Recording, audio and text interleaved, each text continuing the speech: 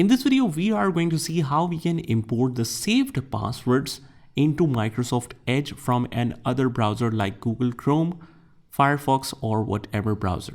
It's a fairly simple process here, guys. What you have to do is just click on the three dots on the top right hand corner and head over to the settings at the bottom.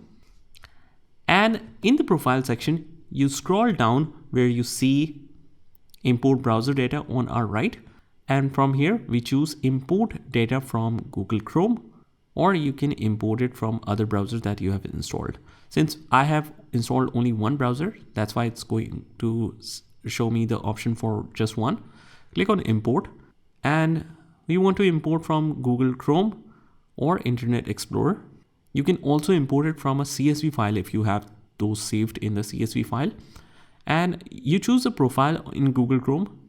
As you already know that Google Chrome offers to create multiple profiles, so you can choose one that you want to import.